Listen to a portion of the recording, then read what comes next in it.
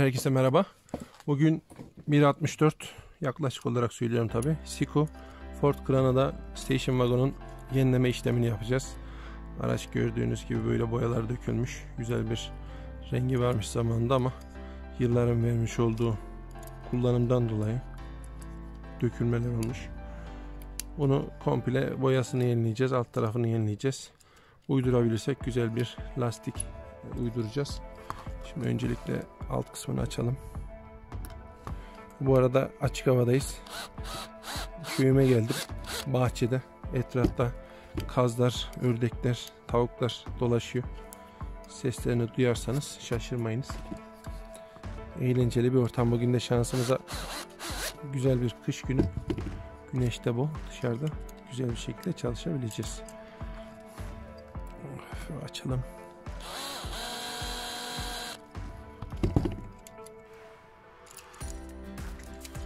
Hala açılmadı.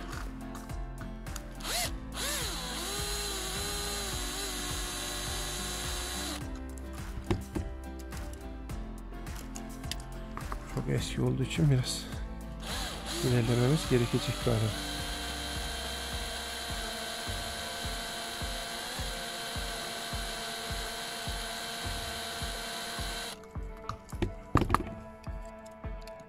Evet, şu an çıkarmış bulunduk.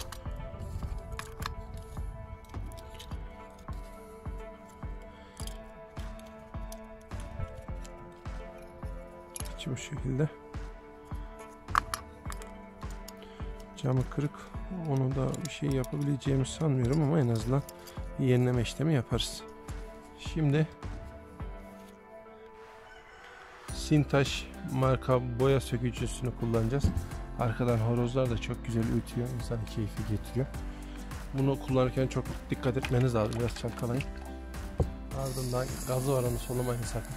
Kutuyu açarken gaz çıkışı olacaktır. Bildiğiniz asit. Şöyle eldivenlerimi unutmuşum. Çok hafiften döküp onu fırça yardımıyla yaymaya çalışacağım. Şöyle bakalım. Hop.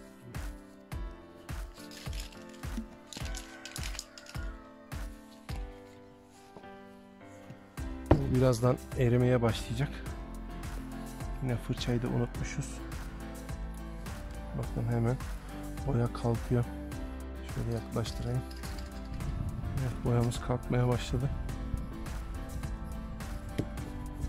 Şöyle bakın. Direkt sürdüğünüz zaman çıkıyor.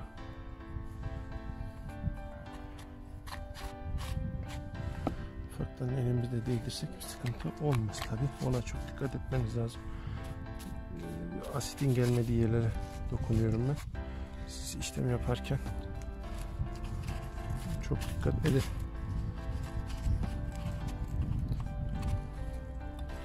Dediğim gibi köyde olduğum için malzemelerin mağazalarını unutmuşuz.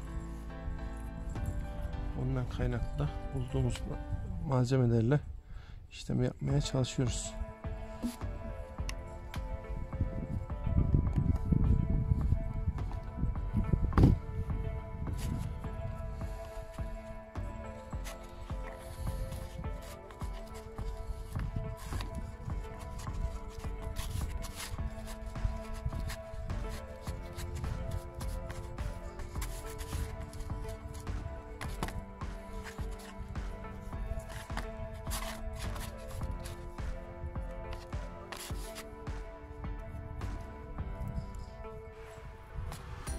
Böyle bırakalım bu.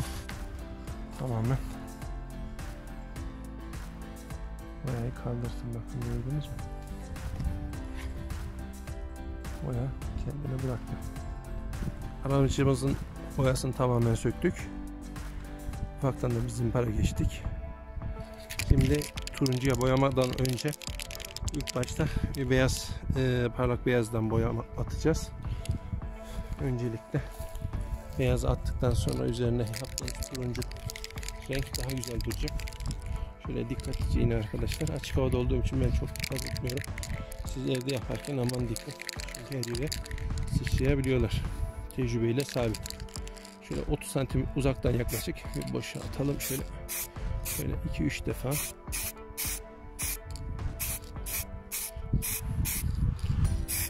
Şöyle her tarafına gelecek şekilde güzel bir ikişer kat dikkatli bir şekilde bakalım. Boya gelmeyen yer var mı? Boya gelmeyen şurada bir parça var. Evet, şu şekilde ilk katımızı attık. Sonra da turuncu uygulamasıyla boya işlemini bitirmiş olacağız. Yaklaşık bir 2-3 saat kuruma yapacak bu. Ardından turuncu boyaya geçmiş olacağız. Evet arkadaşlar, boyamız kurudu. Beyaz boyamız. Bakın şöyle göstereyim. Ufak tefek kusurlarımız var. Sonuçta bu profesyonelce yaptığımız bir işlem değil. Keşke olsa. Birkaç parça pütürlenme olmuş. Çok fazla vaktim olmadığı için üzerine turuncu boyamızı geçeyim. Bakalım nasıl duracak. Tabi boya atarken hava sıcaklığının, rüzgarın, her şeyin etkisi var. Bulunduğumuz konum biraz soğuk, daha sıcak olursa daha iyi olurdu. Daha güzel bir kuruma sağlardık. Şimdi bakalım turuncuyu hafiften atalım şöyle. Bakın biraz pütürlenme mevcut. Bilmiyorum oradan görünüyor mu? Soğuk olduğu için biraz pütür oluyor boyamız. O biraz fazlaca şey oldu. Soğuk olduğu için istediğimiz etkiyi alamadık. Daha sıcak olmasını tercih ederdim tabi. Şöyle kuruduğu zaman inşallah daha güzel bir şekle dönecek. Fena değil, öyle çok hoşuma gitmiş olmasa da çok da kötü değil. Biraz detaylar kayboldu. Kuruduğu zaman inşallah ortaya çıkar. Bakalım nasıl olacak. Arkadaşlar, az önce attığımız turuncu havanın 6-7 derece olması sebebiyle donmuş. Geri kaldırmak zorunda kaldık. Şimdi hafiften maviye boyayacağız. Bakalım inşallah bu sefer durabiliriz. Demiş olduğum gibi havanın çok büyük etkisi var boya üzerinde. 20-25 derece ideal sıcaklık. Bakalım şimdi hafiften bir mavi yapalım. Hem kapatıcı olsun, hem de bir daha kaldırmak zorunda kalmayalım. Mavi de güzel bir mavi. Her yerini hızlıca kapatalım. Bakın şöyle göstereyim. Gayet hoş bir rengi var. Buna da biraz daha sıkalım. Turuncu maviş. Bundan sonra maviyle devam edeceğiz boyamıza. Yine tavuklar da oradan bağırıyorlar. Bakın şöyle de göstereyim, tavukları yemiyorlar. Evet arkadaşlar, evimize geldik. Dün bahsetmiş olduğum gibi tabii dün de o boyama yaptığımız bahçedeydik. Şu an maviye boyadık aracımızı. Biliyorsunuz turuncu soğuktan dolayı donmuştu. Pek hoşumuza gitmedi boya şekli. Ama bu güzel oldu gayet. Şöyle gösterelim. İçini dışını boyadık. Aracımız Siko. Yani amatör olarak yaptığımız bir işlem sonucunda sonuç tatmin edici. Şimdi birleştirme işlemini yapacağız. Bu arada altı da çok kötü durumdaydı. Ben yine boyadım alt kısmında griye. Böyle en azından kusurları kapatsın diye. Uygun teker bulamadık. Siko'ların biraz ölçekleri diğer otomobillerden farklı olduğu için, model üreticilerden farklı olduğu için buna uygun bir teker bulamadım. Bakın şöyle göstereyim. Hem ebat olarak daha geniş büyüklüğe sahip, hem de teker iz açıklığı olarak da daha geniş. Buna uygun bulamadım. En azından bunu gümüş kalemle boyayacağız. Kalemimiz bu. Edding'in. Bundan boyama işleminden sonra hafiften jantları boyadığımız zaman en azından güzel bir görünüme kavuşacaktır. Camı da bu pasta ile hafiften temizleyip en azından kusurlarını giderme işlemi yapacağız. Tabi o çatlağa herhangi bir şey yapamayacağız. Böyle makyaj silici pamuktan aldık bir parça. Hafiften şöyle cama sürüyoruz. Birçok yüzeyde de kullanabilirsiniz bunu. Ben birkaç yerde kullandım. Gayet güzel sonuçlar çıkartıyor. Biraz da kuruduğu için dökülebiliyordu tabi. Onu birazdan temizlemesini yaparız. Şimdi pamuk olmasının sebebi yüzeyi çizme en aza indirgemiş oluyoruz. Şöyle dairesel hareketlerle birkaç saniye uyguladığımız zaman zaten otomatik olarak emiyor pastayı. Çizikleri güzel bir şekilde gideriyor. Bakın şöyle göstereyim. Çizikler gittiği için de güzel bir görünüme kavuşuyor camımız. Çok hafif çatlak olursa kullanımdan sonra o çatlağı da giderdiğini gözlemledim ben. Ama bunun gibi büyük çatlaklarda çok fazla işe yaradığını da söyleyemem. Şöyle gerçekten güzel bir şekilde uyguladığımızda sonuç güzel oluyor. Hemen şöyle.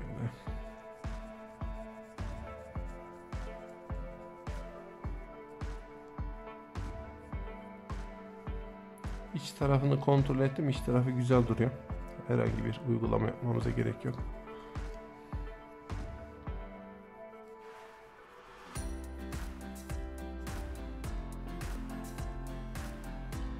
Şöyle göstereyim. Çatlak harici küçük kılcal çizikler bayağı bir azalmış oldu.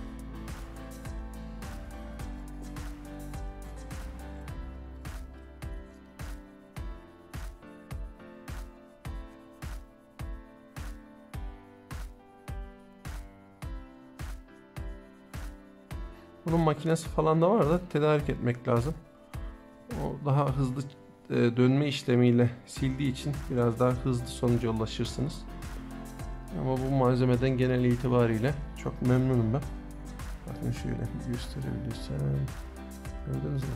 Küçük minik kılcalar gitti. Biraz büyükleri kaldı. Tabi biraz daha uzun süre yaparsanız onların da gittiğini göreceksiniz. Şöyle. Ufaktan şuranla temizliğini yapalım.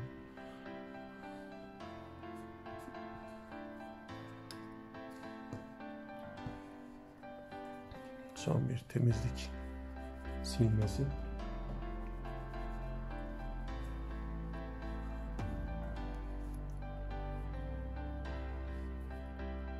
Tüylerini alalım.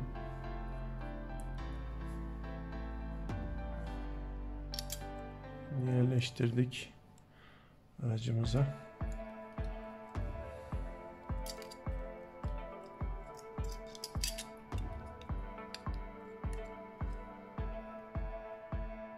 Evet. Maksat kötü görünümünden kurtarmak aracımızı. Yani ileride profesyonelde döndüğümüz zaman dönebilirsek eğer tabi gayet güzel sonuçlar olacaktır. Şu an bile amatör şekliyle çok keyifli bir hal alıyor. Stresinizi alıyor, can sıkıntınızı gideriyor. Varsa tabi uzaklaşıyorsunuz. Ufaktan temizlediğimiz için onları yerleştiriyoruz. Evet, şu tekerleri de yerleştiriyoruz.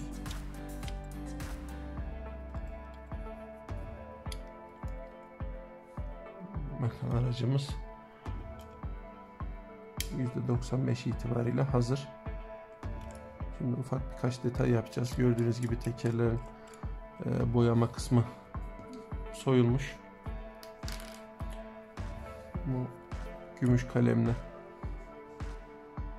buraları hafiften boyayalım. Desen vermeyeceğim. Direkt iç kısmını boyama yapacağım.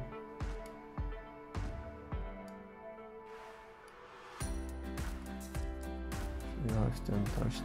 Tırnağımızla alalım onu da.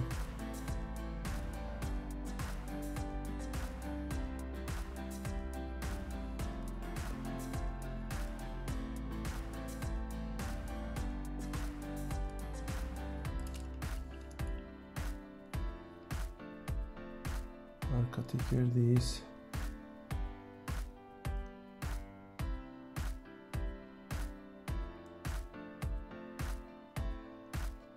İçinden boyayalım da kötü durmasın.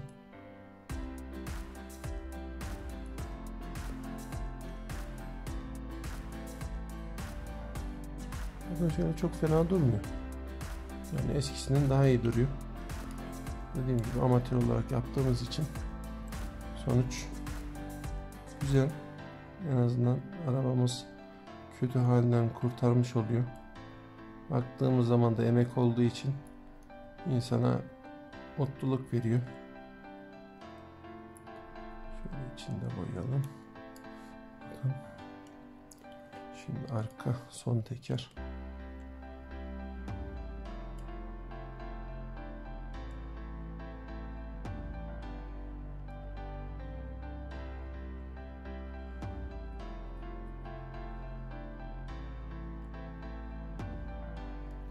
Son tekerimizi de bitirdik hızlıca.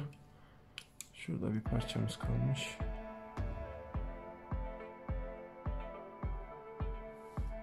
Evet. Aracımız hazır arkadaşlar. Süreçler size yardımcı olması açısından da bizim de yine tecrübe kazanmamız açısından da bu şekilde. Hayırlı uğurlu olsun.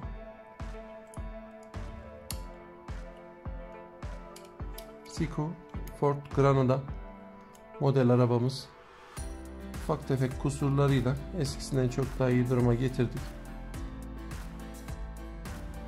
Şöyle yakından göstereyim. Boya üzerine vernik atmadım. Normal boyadık bıraktık. Bilginiz olsun. Vernikle bu çok daha parlak hale geliyor. Keyifli bir çalışma oldu benim için. Eksiklerimiz falan oldu ama tekrar boyamak zorunda kaldık. Aslında niyetimiz turuncuydu.